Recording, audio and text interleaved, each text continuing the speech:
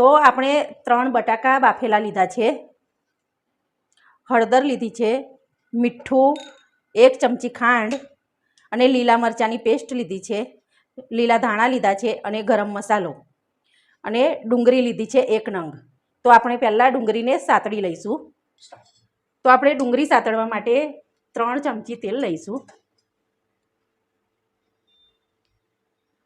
તો તેલ ગરમ થઈ ગયું છે. અડધી ચમચી જીરું નાખીશું એમાં અને ડુંગળી અંદર નાખીશું.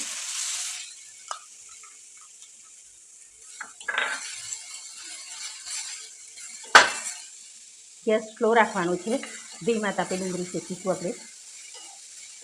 તો ડુંગળી શેકાઈ જ ગઈ છે. હવે ગેસ બંધ કરી લઈશું પહેલાં. તો અમે ડુંગળી આ બટાકામાં મિક્સ કરી લીધી છે. હવે એમાં મસાલો કરી દઈશું પહેલાં.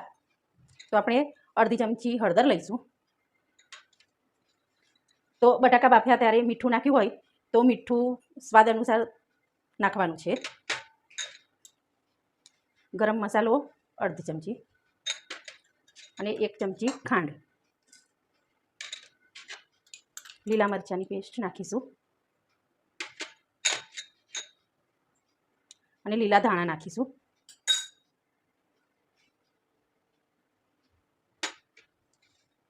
તો હવે આને મિક્સ કરી લેવાનું છે.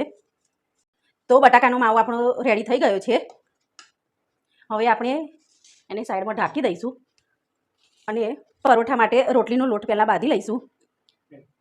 તો પરોઠાના લોટમાં આપણે પહેલાં થોડું મીઠું એડ કરીશું સ્વાદ અનુસાર. પછી એમાં તેલ નાખીશું મોવણ માટે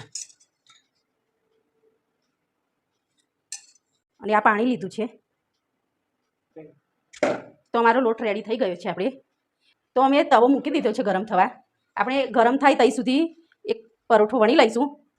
તો આ પરોઠો આપણે વણી લઈશું પહેલાં.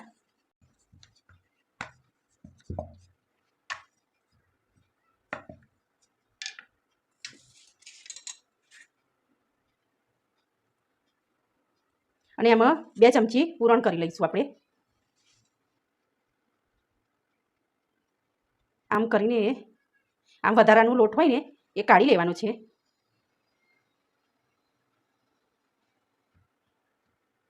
હવે આપણે આને વણી લઈશું.